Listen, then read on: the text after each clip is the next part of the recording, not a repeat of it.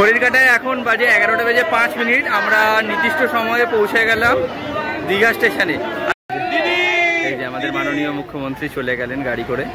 2 নম্বর platform থেকে আসছে train number 20871 Howrah থেকে রোডকেল্লা বন্দে ভারত এক্সপ্রেস।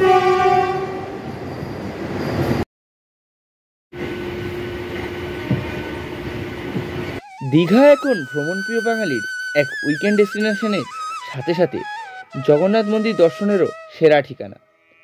জগন্নাথ মন্দির নাকি জগন্নাথ ধাম, এটা নিয়ে সোশ্যাল মিডিয়াতে তর্ক এখন তুঙ্গে, কিন্তু সেটা আজকের বিষয়বস্তু নয়। একজন হিন্দু হিসাবে আমার কাছে ভগবান সবার কাছে, তাই দীঘার নবনির্মিত এই জগন্নাথ দেবের মন্দিরটি আমার কাছে খুবই খুশির আর গর্বের। তাই এই খুশি নিয়ে আজকের পথ চলা শুরু আমাদের প্রিয় শহর হাওড়া থেকে দীঘার পথে। গুড মর্নিং সবাইকে। এখন আমি আছি হাওড়া স্টেশনের বাইরে। আজকের আমাদের ডেস্টিনেশন দীঘা। হ্যাঁ, কারণ কালকেই দীঘাতে উদ্বোধন হয়ে গেছে জগন্নাথ মন্দির, আর আজকে আমরা দেখতে যাব সেই জগন্নাথ মন্দির, তাও এক নতুন পথে।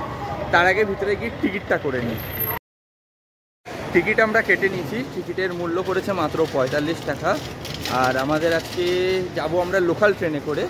হ্যাঁ, লোকাল ট্রেন বলছি তার একটাই রিজন, কারণ আম্রলিপ্তর কোনো টিকিট পাইনি আর বাসে যেতে অনেকক্ষণ সময় নেবে, তাই যাবো আজকে লোকাল ট্রেনে এক নতুন পথে। ট্রেন নাম্বার হচ্ছে 38051 হাওড়া থেকে হলদিয়া, হলদিয়া লোকালে করে। হাওড়া থেকে হলদিয়া এই লোকালটা দিয়েছে 18 নম্বর প্ল্যাটফর্মে। মানে আমরা ছিলাম ওল্ড কমপ্লেক্সে, এখন যেতে হবে নিউ কমপ্লেক্সে, তো সেখানে আছে 18 নম্বর প্ল্যাটফর্ম, সেখান থেকে আমরা ধরবো ট্রেনটা। আর হাওড়া থেকে ছাড়ার টাইম হচ্ছে 5টা বেজে 45 মিনিটে। এই হচ্ছে নিউ কমপ্লেক্সের 18 নম্বর প্ল্যাটফর্ম, আর দাঁড়িয়ে রয়েছে হলদিয়া লোকাল। আজকে যেটা করে আমরা যাব মেচেদা পর্যন্ত। এই হলদিয়া লোকাল করেই আমরা পৌঁছে যাবো মেচেদা পর্যন্ত। আর মেচেদা থেকে আছে মেচেদা থেকে দীঘা নিউ ট্রেন, সেটা করে আমরা মেচেদা থেকে চলে যাব দীঘার পথে।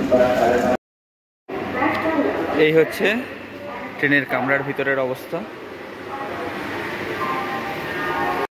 আর ওদিকে 20 নম্বর প্ল্যাটফর্মে দাঁড়িয়ে আছে ট্রেন নাম্বার 20871 হাওড়া থেকে রোডকেলা বন্দে ভারত এক্সপ্রেস।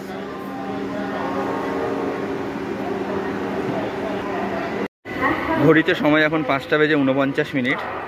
ছেড়ে দিল হাওড়া স্টেশনের 18 নম্বর প্ল্যাটফর্ম থেকে হলদিয়া লোকাল। সকাল 6টা বেজে 45 মিনিটে তাম্রলিপ্ত এক্সপ্রেসটাকে রিশিডিউল করে দিয়েছে সকাল 11টা বেজে 20 মিনিটে। আর এই ট্রেনটা আসার সময় যে কান্ডারি এক্সপ্রেস, সেটাও 4 ঘন্টা প্রায় পিছিয়ে গেছে। 7টা 20টা ছাড়বে দীঘা থেকে 11টা বেজে 55 মিনিটে।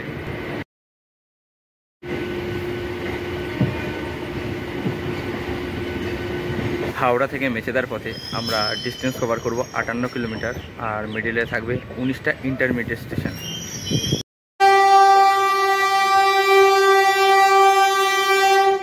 2 নম্বর প্ল্যাটফর্ম থেকে আসছে ট্রেন নাম্বার 20871 হাওড়া থেকে রোডকেল্লা বন্দে ভারত এক্সপ্রেস।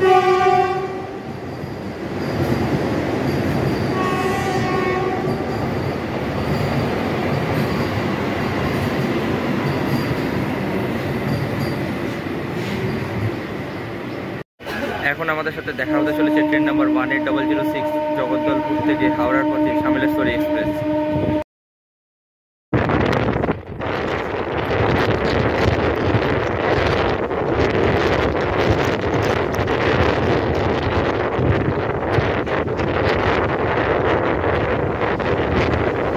এখন আমাদের সাথে দেখা হবে train number 18048 Vasco da Gama থেকে শালিমারের পথে আমরাবতী এক্সপ্রেসের সাথে। শালিমারের পথে আমরাবতী এক্সপ্রেস।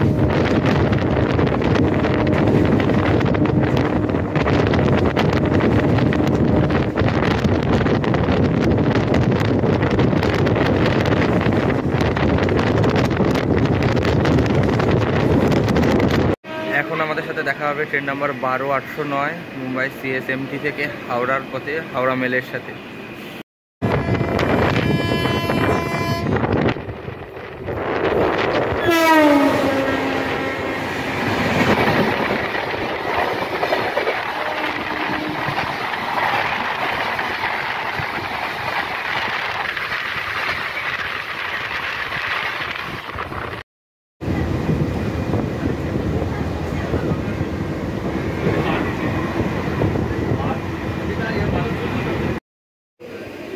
ঘড়িতে সময় বলছে 7:25।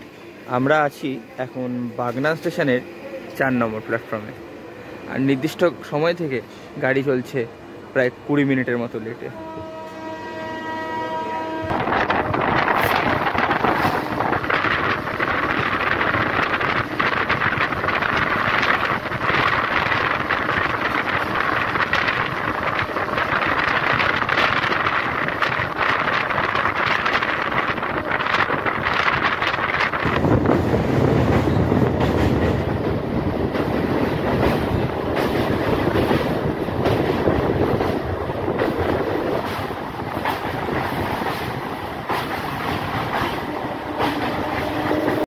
ঘড়িতে সময় এখন 7:43। নির্দিষ্ট সময় থেকে মাত্র আধা ঘন্টা দেরিতে আমাদের হলদিয়া লোকাল এসে পৌঁছালো মেচেদার 4 নম্বর প্ল্যাটফর্মে। সাঁতরাগাছি থেকে সকাল 6:45 যে ট্রেনটা সাঁতরাগাছি মেচেদা লোকাল হয়ে আসবে, সেই ট্রেনটাই মেচেদা এসে নাম আর নাম্বার চেঞ্জ করে হয়ে যাবে দীঘার লোকাল। এখান থেকে চলে যাবে দীঘার পথে। আমাদের ট্রেন যেহেতু লেটে চলেছে, তাই সাঁতরাগাছি থেকে মেচেদা লোকালটাও প্রায় আধা ঘন্টা মতো লেটে রান করছে। এখানে আসার পর আবার কিছুক্ষণ দাঁড়াবে, দাঁড়ানোর পর এখান থেকে বেরিয়ে যাবে পাঁশকুড়াত হয়ে দীঘার উদ্দেশ্যে।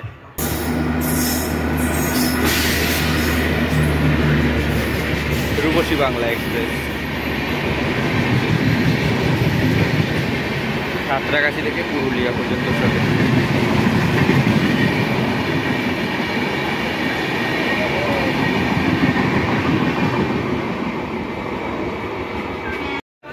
ঘড়িতে সময় 8:30।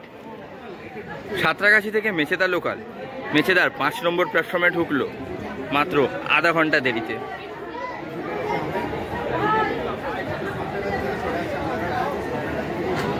লেখা আছে দীঘা।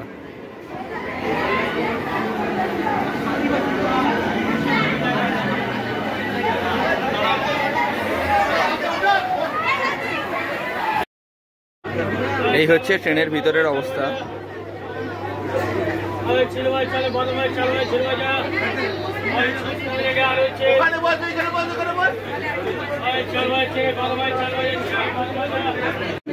ঘড়িতে সময় 8:34। ট্রেন ছেড়ে দিল মেচেদার 5 নম্বর প্ল্যাটফর্ম থেকে।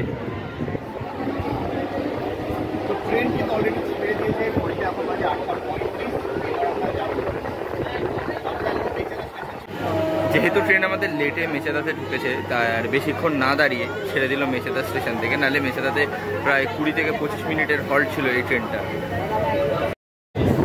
আমাদের ট্রেন ঢুকলো এখন পাঁশকুড়া জংশনে। পাঁশকুড়াতে মানুষের ভিড় দেখুন দীঘা যাওয়ার জন্য।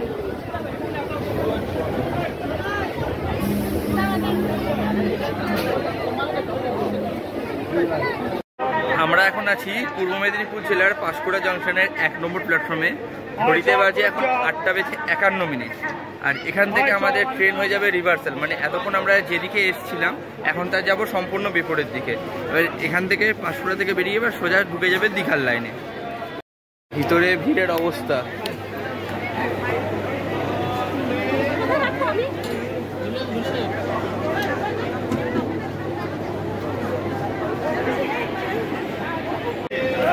মেচেদা থেকে দীঘার রেলপথে দূরত্ব হচ্ছে 130 কিলোমিটার রাস্তা। আর মিডিলে থাকবে মাত্র 20টা ইন্টারমিডিয়েট স্টেশন। ঘড়িতে এখন সময় 8:56। ছেড়ে দিল পাঁশকুড়ার 1 নম্বর প্ল্যাটফর্ম থেকে দীঘা লোকাল। আর এই দীঘা পর্যন্ত আমাদের এই গেটে দাঁড়িয়ে যেতে হবে, কারণ ভিতরে যা ভিড়, কোনো বসার জায়গা নেই। তাই দাঁড়িয়ে দাঁড়িয়ে হাওয়া খেতে খেতে গান শুনতে শুনতে পৌঁছে যাও দীঘা। সোজা হচ্ছে হাওড়া যাওয়ার লাইন, যেটা ওখানে মেচেদা হয়ে আমরা এসেছিলাম পাঁশকুড়ার দিকে। এখন ওদিক থেকে আসার পর আবার এদিকে ডান দিকে আমরা চলে যাব দীঘার লাইনে, যেটা দীঘার দিকে সোজা বেঁকে যাচ্ছে।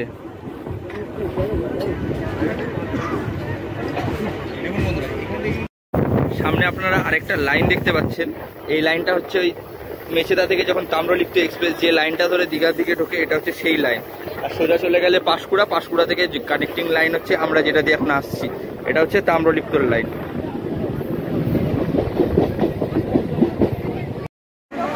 আমরা এখন এসে পৌঁছালাম তমলুকে। তমলুক থেকেই ভাগ হয়ে যাচ্ছে হলদিয়া যাওয়ার লাইন। আর এখান থেকে আমরা ডান দিকে চলে গেলে চলে যাব দীঘা, আর বাদিকে চলে যাবে হলদিয়া। এখান থেকে ভাগ হয়ে যাচ্ছে লাইনটা, সোজা চলে যাচ্ছে হলদিয়ার দিকে, মহিষাদলে হলদিয়া ঢুকে যাবে। আর এখান থেকে ডান দিকে যে রাস্তাটা ঢুকে যাচ্ছে, ডান দিকে চলে যাচ্ছে দীঘা।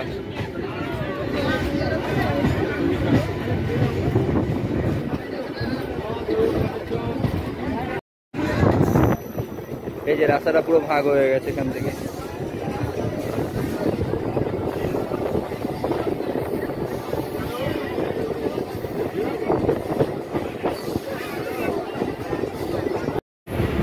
ঘড়িতে সময় 10:26। আমরা পৌঁছে গেলাম কাঁথিতে।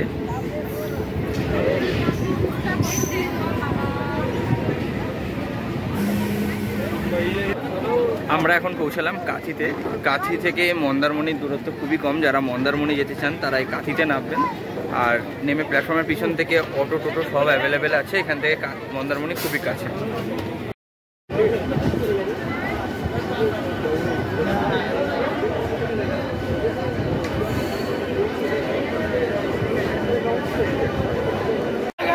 ঘড়ির কাটায় এখন বাজে 11:05। আমরা নির্দিষ্ট সময়ে পৌঁছে গেলাম দীঘা স্টেশনে। আর দীঘা স্টেশন থেকে দেখা যাচ্ছে সেই ওই নতুন নবনির্মিত জগন্নাথ দেবের চূড়া, আর তার মধ্যেই আছে জগন্নাথ দেব। আর তো আমরা এখান থেকে বেরোবো, বেরিয়ে সেই জিনিসটা আপনাদের দেখাবো। তার আগে ঘুরে নেবো একবার নিউ দীঘা সি বিচটা। দীঘাতে মানুষের ভিড় দেখুন, পুরো উপচে পড়েছে এই জগন্নাথ দেবের মন্দির দেখার জন্য।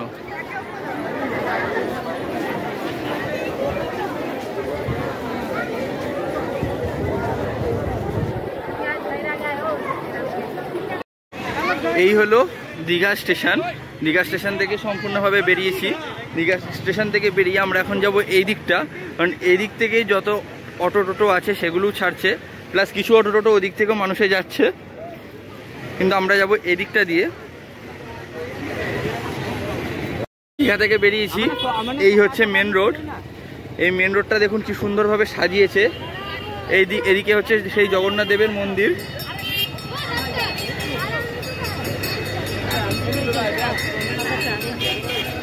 পুরো রাস্তাটা সুন্দরভাবে সাজিয়েছে এখানে। আর সামনে আছে SBSTCর ডিপো।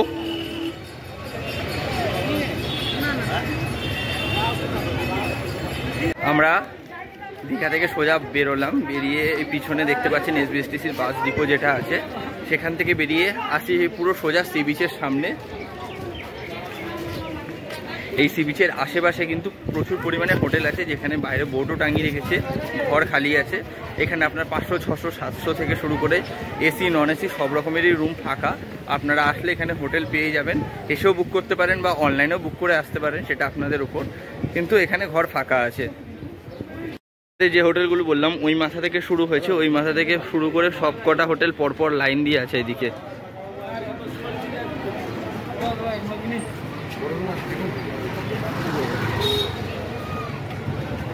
এই যে বাইরে সব লেখা আছে ঘর খালি আছে।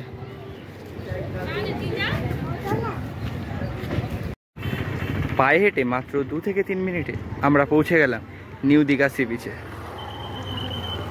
এই সোজা রাস্তাটা ধরে এসছিলাম, সোজা রাস্তাটা ধরে এসে এই হচ্ছে সি বিচ। এখানে এখন মানুষের ভিড় মোটামুটি আছে, যত বেলা বাড়বে তত ভিড় আরও বাড়বে, কারণ ট্রেন এখন মাত্র একটাই এসছে, সেটা হচ্ছে লোকাল ট্রেন। আর তাম্রলিপ্তটাকে রিশেডিউল করা হয়েছে টাইম করে পরে, তাই পরের ট্রেনে যত বাড়বে ভিড় তত বাড়বে।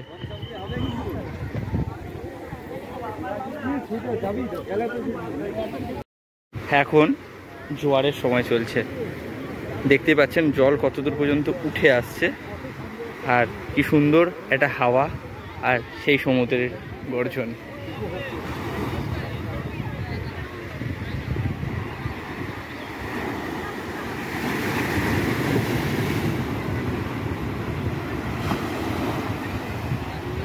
আপনারা দেখলেন এখন দীঘা সমুদ্র সৈকত, এবার আপনাদের দেখাবো দীঘার জগন্নাথ মন্দির, যেটা এপ্রিলের 30 তারিখ আমাদের মুখ্যমন্ত্রী মাননীয়া মমতা বন্দ্যোপাধ্যায় এটার উদ্বোধন করে গেছেন, মানে কালকেই হয়ে গেছে, আর আমরা আছি আজকে।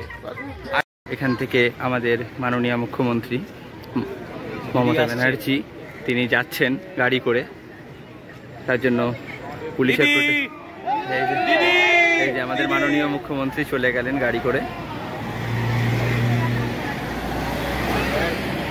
এই দীঘা রেলওয়ে স্টেশন বেরিয়ে রাস্তা দিয়ে হেঁটে কি সুন্দরভাবে লাইটিং দিয়ে সাজিয়েছে। লাইটিংটা আমি আপনাদের দেখাবো, সন্ধ্যেবেলায় লাইটিংটা কি সুন্দর লাগে।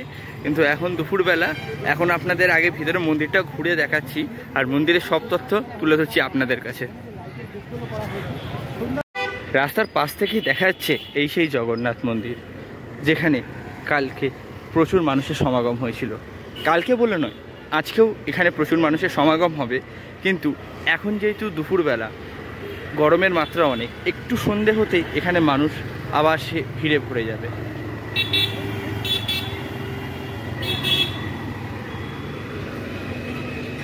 এই হলো জগন্নাথ মন্দিরের মুখ্য দ্বার, যেটা আজকে বন্ধ আছে। কিন্তু মানুষদের জন্য 6 নম্বর গেটটা খুলে রাখা আছে, সেখান দিয়ে সবাই এন্ট্রি করতে পারবে।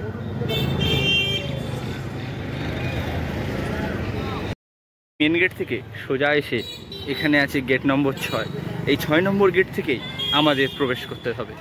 এই 6 নম্বর গেট দিয়ে আমরা ভিতরে আগে প্রবেশ করব, আর তারপরে ভিতরটা পুরো ঘুরে দেখাবো আপনাদের। 6 নম্বর গেট থেকে ঢুকতেই তার ডান দিকেই পড়বে ডালা আর গেট। যারা এখানে জগন্নাথ দেবকে পুজো দেবেন তারা এখান থেকে ডালা সাজিয়ে নিতে পারেন।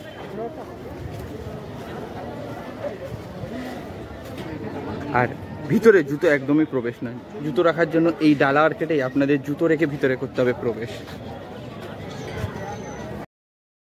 আপনারা দেখছেন এখানে জুতোটা খুলে রাখতে হয়েছে, আমিও জুতো খুলে রেখেছি, এখন হয়ে গেছি খালি পা। কিন্তু মোজাওয়ালাও আছে, মোজা পরে চলে যাব ভিতরে, কারণ নাহলে পা গরমে জ্বালা করবে প্রচণ্ড।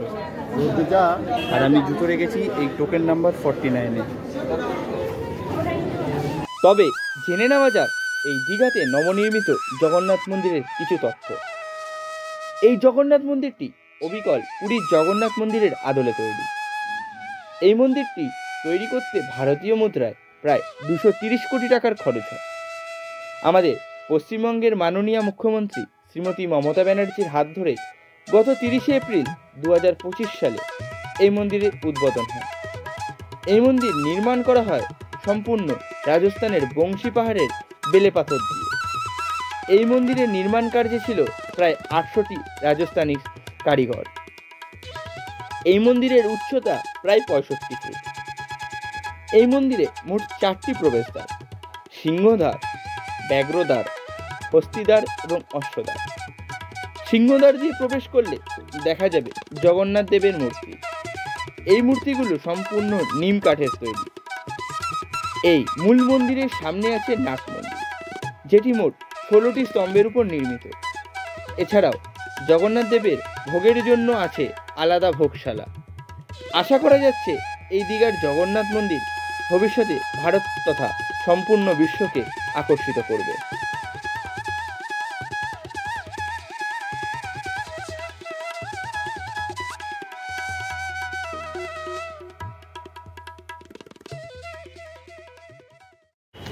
এখন ঘড়িতে সময় দুপুর 2টো, আর এখন আমরা করব লাঞ্চ করার পর আমরা একটু ওল্ড দীঘাটা ঘুরে আর বিকেলবেলা দেখাবো এই রাস্তার লাইটিং আর এই মন্দিরের লাইটিংটা দেখিয়ে আজকের ভিডিওটা সেখানেই শেষ করব। আমরা লাঞ্চ করে নিয়েছি, এখন একটু রোদের তাপ কমেছে, তো এখন আমরা তাই গিয়ে একটু সমুদ্রের পাড়ে বসে একটু হাওয়া খাবো। আর সন্ধে হলে দেখা হচ্ছে আবার সেই মন্দিরের সামনে লাইটিংয়ের সাথে।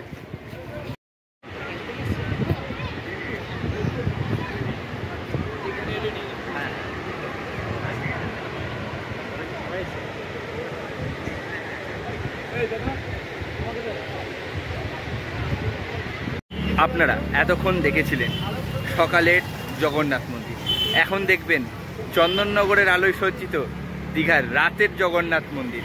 আর আমার পিছনে আপনি যতদূর দেখছেন এটা ওল্ড দীঘা পর্যন্ত কিন্তু পুরোটাই এরমভাবে লাইটে চলে গেছে। আমরা পুরোটা যাব না, আমরা দেখাবো এইখান থেকে মন্দির পর্যন্ত কেমন সুন্দর লাগছে সেটা। এখন দীঘাতে চারদিকে যা লাগিয়েছিল সব খোলার কাজ চলছে, আর এদিকে মানুষের ভিড় ব্যাপক পরিমাণে বেড়ে গিয়েছে। সে ওই মাথা থেকে ওই যে আলোটা দেখতে পাচ্ছেন, ওই আলোটার ওখান থেকে লাইন শুরু হয়েছে, লাইনটা পুরো এসছে, এইভাবে যাচ্ছে এইভাবে লাইনটা গিয়ে সামনে দিয়ে বেঁকে পুরোটা ভিতর দিয়ে মন্দিরে প্রবেশ করছে, যেখান দিয়ে আমরা দুপুরবেলা প্রবেশ করেছিলাম। এই এতটা লম্বা লাইন পড়ে গেছে। আমরা এখন আবার মন্দিরের ভিতরে প্রবেশ করে ফেলেছি। এবার দেখাবো রাতের বেলা এই জগন্নাথ মন্দির কেমন লাগে।